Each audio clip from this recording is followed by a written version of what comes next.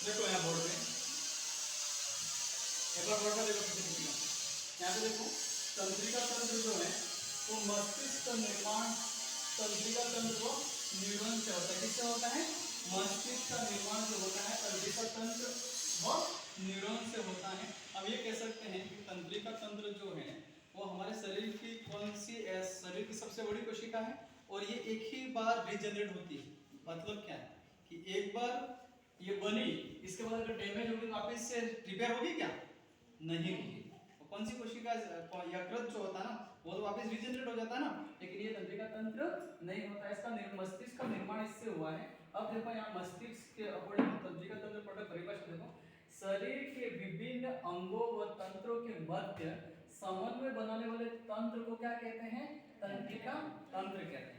मतलब क्या है, हमारे शरीर के अंदर जैसे कहीं पे भी काटा चुभा तो वहां से हमको अचानक मैसेज आ जाएगा कि माइंड में कि भाई साहब वहां पे काटा चुभा था, पैर हटा देंगे, कहीं खून आ रहा है, तो ये क्या है, पूरा न्यूरॉन्स पूरी बॉडी के अंदर फैले हुए हैं जिससे मैसेज सूचनाओं का आदान प्रदान करते हैं, जिससे हमको पता पड़ता है कौन सी चीज कहाँ पे, कोई गर्म वस्तु को टच कर दो अचानक हाथ हटा देना। ये सब चीजें किस वजह से होती हैं? तंत्रिका तंत्र। अगर किसी आदमी का तंत्रिका तंत्र खराब हो जाए तो क्या हो सकता है? पागल हो सकता है। क्या हो सकता है? पागल। देखे ना डूंगरपुर में घूमते रहते हैं दो चार, है ना, आजकल थैले वाले सर में पकड़ के देखेंगे देखे। इसके बाद देखो यहाँ पे डायग्राम थोड़ा सही नहीं बना, लेकिन थोड़ा सा समझाने के लिए मैंने रेल डायग्राम बनाया है। इसमें देखो पहला है अग्र मस्तिष्क। कौन सा है? अग्र मस्तिष्क। मैं ये कह सकता हूँ कि मस्तिष्क का सबसे बड़ा भाग कौन सा होता है? अग्र। नॉर्मल से क्वेश्चन आएंगे इसके अंदर, ठीक है ना। अग्र मस्तिष्क जो है वो मस्तिष्क का सबसे बड़ा भाग होता है। इसके अंदर कितना एरिया होता है? 80 से 85। कितना होता है? 80 से 85 हमने लिखा है, 80 से 85% के आसपास, ठीक है। इसके बाद मध्य मस्तिष्क किया है। मध्य मस्तिष्क के अंदर देखो पहला है हमारा अर्ध मस्तिष्क। इसके अंदर अर्ध मस्तिष्क के अंदर कौन सा? 3 भाग आएंगे, प्रमस्तिष्क, थैलेमस और हाइपोथैलेमस। देखो अर्ध मस्तिष्क के बाद प्रमस्तिष्क, थैलेमस और हाइपोथैलेमस। इसके बाद मध्य मस्तिष्क। कौन सा? मध्य मस्तिष्क। मध्य मस्तिष्क में सिर्फ क्या आएगा, याद रखना, ये एग्जाम पॉइंट में से इंपॉर्टेंट है। इसको क्या कहते हैं? Corpora quadrigemina. क्या कहते हैं? Corpora quadrigemina. इसके अंदर 4 खंड होते हैं। कितने खंड होते हैं? 4 खंड होते हैं। देखो ऊपर के जो 2 खंड होते हैं ऑप्टिकल लोब कहते हैं। इसको क्या कहते हैं इंग्लिश में? ऑप्टिकल लोब का मतलब क्या है? देखने और सुनने के काम जो आते हैं वो लोब्स होते हैं। जो ऊपरी 2 खंड हैं वो देखने के संबंधित है और निचले 2 जो खंड है वो किससे संबंधित है? सुनने से संबंधित है। अब यहाँ पे देखो कि नेक्स्ट कौन सा है हमारा? पक्ष मस्तिष्क। कौन सा? पक्ष मस्तिष्क, मतलब लास्ट वाला। इसके अंदर कितने भाग हैं? अनुमस्तिष्क, पोन्स, मध्यांश या मेडुला ऑब्लोंगेटा। इसका पूरा नाम क्या है? Medulla oblongata. यहाँ पे देखो कैसे डिवाइड किया है। तंत्रिका तंत्र से एक तो बना हमारा CNS। क्या बना? CNS। और एक हमारा PNS, मतलब केंद्रीय तंत्रिका तंत्र और परिधि तंत्रिका तंत्र। इसके बाद CNS से सेंट्रल नर्वस सिस्टम। क्या होगा इसका मतलब full form? Central nervous system होता है। और इससे 2 भाग बने सर, एक तो बना मेरुरज्जु और दूसरा बना मस्तिष्क। जो कि हम मस्तिष्क तंत्रिका तंत्र के अकॉर्डिंग पूछा जाता है। सिंपल सा क्वेश्चन पूछा है कि मस्तिष्क का निर्माण किससे होता है? तंत्रिका तंत्र से। किससे होता है? तंत्रिका तंत्र से। इसके बाद हम देखेंगे कि अगर हमने मस्तिष्क को डिवाइड किया तो मैं थोड़ा सा कुछ एक्स्ट्रा चीजें बताने की कोशिश करूंगा। यहाँ पे ये शरीर का केंद्रीय भाग होता है, केंद्रीय अंग होता है। हमारे शरीर का केंद्रीय अंग कौन सा हुआ? मस्तिष्क हुआ। ये मस्तिष्क जो है उसका आयतन होता है 1450 सीसी। किसी का इंजन वगैरह नापते हैं ना तो 1450 सीसी, लेकिन आधुनिक मनुष्य उसका सीसी बढ़ गया है। T20 वगैरह की सीसी देखते हैं ना 150, 120। यहाँ पे भी देखो 1450 सीसी का था पहला आयतन खोपड़ी का, माइंड का। अब कितना है आधुनिक मॉडल में? 1650 सीसी हो गया है। खोपड़ी में सुरक्षित रहता। मस्तिष्क से ऊपर जो क्या होता है, कौन सी हड्डियों के अंदर क्या है? खोपड़ी सुरक्षित रहती। नहीं तो क्या होता, कोई अंगुली घुसेड़ देता तो काड़ा कहीं पे हो सकता था, पास हो जाएगी ना। तो हमको ऐसे बैठना पड़ता दूर किसी के, फिर टच नहीं कर जाए खोपड़ी। तो ये क्या प्रोटेक्शन का काम करती है? किसका काम करती है? प्रोटेक्शन का। है ना। फिर कौन करता है? बोन्स, है ना, बोन्स के अंदर। और इसके ऊपर भी कवरिंग होंगे। अब देखो कौन से, ये उसके ऊपर तो क्या होंगे? हड्डियों से कवरिंग होगा। ये इसके ऊपर कवरिंग होंगे कौन से? DAP, depth. क्या याद रखोगे इसको? डेप्थ। ड्यूरामीटर। क्या बोलते हैं इसको? ड्यूरामीटर। बीच वाला जो मध्य है उसको कहते हैं एरेक्नोइड। क्या कहते हैं? एरेक्नोइड। और जो भीतरी होता है, अंदर सिर्फ हल्की सी कवरिंग होती है माइंड ब्रेन के मस्तिष्क के ऊपर, उसको कहते हैं हम क्या कहते हैं? पायोमीटर। कौन सा मीटर कहते हैं? पायोमीटर कहते हैं। देखो एक क्वेश्चन आया था कि हम लोगों ने पढ़ा था जीवाणु मेनिंजाइटिस। कौन सा पढ़ा था? मेनिंजाइटिस वाला। जब भी ब्रेन के अंदर या मस्तिष्क के अंदर किसी भी प्रकार का संक्रमण हो जाता है, कौन सा रोग हो जाता है? मेनिंजाइटिस रोग हो जाता है। कौन सा रोग हो जाता है? Meningitis. Exam point of view से इंपॉर्टेंट है। फिर हमने कहा कि इनको हमने भार कितना होता है, मैंने कल भी बताया था कि दिल का भार कितना होता है? गर्ल्स के दिल का भार कितना होता है? 250 ग्राम। अरे याद है कि नहीं है? 250 ग्राम। और बॉयज का 300 ग्राम। दिल किसका बड़ा हुआ? बॉयज का, है ना? देख लो किसका बड़ा है ना? अब यहाँ पे देखो, यहाँ पे भी यही है 1350 और 1400 ग्राम। मतलब हम औसतन, अगर औसतन बात करें तो कितना वजन होता है इसका? 1400 ग्राम। कितना होता है? 1400 ग्राम होता है।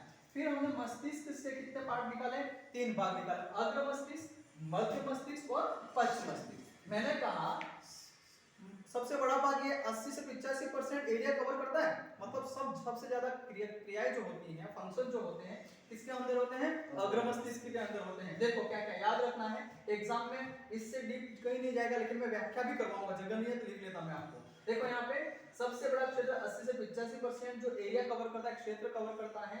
और प्रमस्तिष्क जो है वो उसका काम क्या? देखो सोचने, समझने, तर्क करने, बोलने और याददाश्त संबंधी जितनी भी क्रिया होती है किसके अंदर होती है? प्रमस्तिष्क में। किसमें होती है?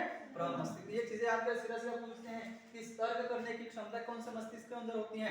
तो कौन से के? प्रमस्तिष्क के अंदर। थैलेमस के अंदर संवेदी तंत्रिका, जो तंत्रिका जैसे कोई अपन को कट गया तो लगी, वो मैसेज गया, वो मैसेज वापस आया, वो संवेदी तंत्रिका का काम कौन करेगा? ये करेगा। कौन करेगा? थैलेमस। और सबसे इंपॉर्टेंट क्या हो गया? गर्म, वो ठंडे का एहसास होता है। आइसक्रीम खाते मुंह में ठंडा सा हो जाता है, और एकदम गर्म पानी अभी सर्दी में किसी ने डाल दिया होगा, ठंड लगी है गरम गरम, तो फिर पता पड़ा हाँ यार ज्यादा गर्म है, फिर ठंडा पानी मिक्स कर दे। कैसा गुंदेला? सही बात नहीं है ना? ऐसा तो नहीं है ना? फिर तवा पकड़ लिया गरम गरम हाथ में, ठंडे और गर्म का जहाँ पे भी लड़कियां पकड़ के, उनको ध्यान नहीं रहता, सोचती है मैंने स्कूल में कोचिंग में क्या किया था, फिर पढ़ाते पढ़ाते फिर रोटी बना रही, वहाँ रोटी नहीं भूल जाती, फिर तवा पकड़ लेती है, तो फिर अचानक कट गया। मतलब ठंडे और गर्म का कहाँ पे प्रभाव होगा? कहाँ पे? थैलेमस के अंदर। आपसे पूछा ठंडा और गर्म का कहाँ पे? तो थैलेमस के अंदर। इसके बाद आएगा हमारा हाइपोथैलेमस। क्या आएगा? हाइपोथैलेमस। भूख, प्यास, घृणा और प्यार। सीधा याद रखना, जब प्यार में भूख और प्यास लगनी बंद हो जाती है ना, कौन सा आ जाएगा? हाइपोथैलेमस में। जब किसी को प्यार में भूख, प्यास और ये घृणा हो जाए तो क्या हो जाता है? हाइपोथैलेमस बात आ जाता है। कौन सा आ जाता है? हाइपो। अब तो याद हो गया, लड़कियां हंस रही है यहाँ। बॉयज समझ में आएगी बगोरा जी? तो यहाँ पे ये ताप नियंत्रण, इंपॉर्टेंट चीज क्या है? फिर टेम्परेचर कंट्रोल करता है। कितना होता है हमारी बॉडी का टेम्परेचर? 37 डिग्री सेल्सियस होता है। कितना होता है? 37 डिग्री। फ़ारेनहाइट में कितना होता है? 98.6 फ़ारेनहाइट होता है। अगर केल्विन में पूछे कितना होता है? 310 होता है। याद हो गया? नहीं हुआ?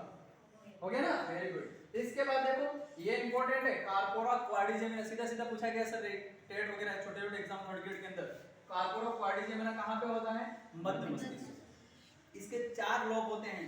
Optical lobe. कौन सा लोब? Optical lobe. ऊपर वाले जो 2 छिद्र होते हैं वो क्या करते हैं? देखने में, आंखें, फुटी आंखें नहीं है ना, वो सुनने काम, ये दोनों कौन काम करता है? मध्य मस्तिष्क करता है। सिर्फ 4 खंड याद रखना है और नाम याद रखना है इसका, ठीक है?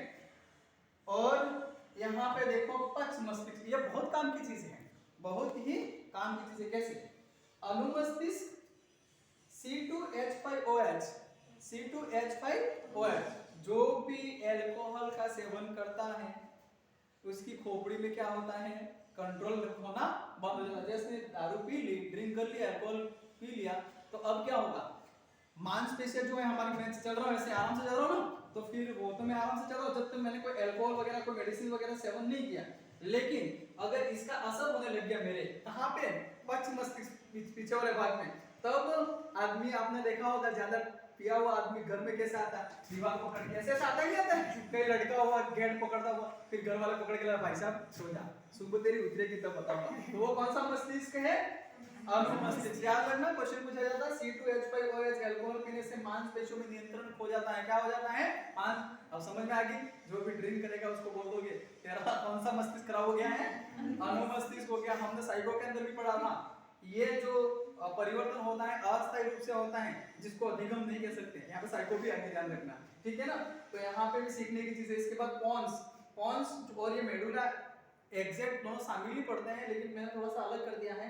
यह स्वजन नियंत्रण केंद्र है। रेस्पिरेटरी सिस्टम जो होता है हमारा, उसका कंट्रोल करने का काम कौन करता है? पॉन्स करता है। और आता है लास्ट मध्यांश मेडुला ऑब्लिंगेटा। ये मस्तिष्क का अंतिम वाला भाग माना जाता है। और अनैच्छिक क्रिया का मतलब जो अपन कंट्रोल नहीं कर सकते, है ना। जैसे वॉमिटिंग आ रही है, उल्टी आ रही है, किसी के उल्टी आई तो दौड़ते दौड़ते गए बाहर, तो भी गेट में निकल गई, तो वहां पे हमारी कंट्रोल में है नहीं, है ना। तो ये जो क्रिया होती है, सिर्फ ये इंपॉर्टेंट किस लिए है कि उल्टी का नियंत्रण या उल्टी कहां से होती है, कौन मेंटेन करता है। उल्टी जो होती है ना, उसको कंट्रोल करने का काम कौन करता है? मेडुला ऑब्लिंगेटा। कौन करता है? मेडुला ऑब्लिंगेटा। इसके बाद कुछ और चीजें हम इसका पूरा व्याख्या करेंगे, ओके।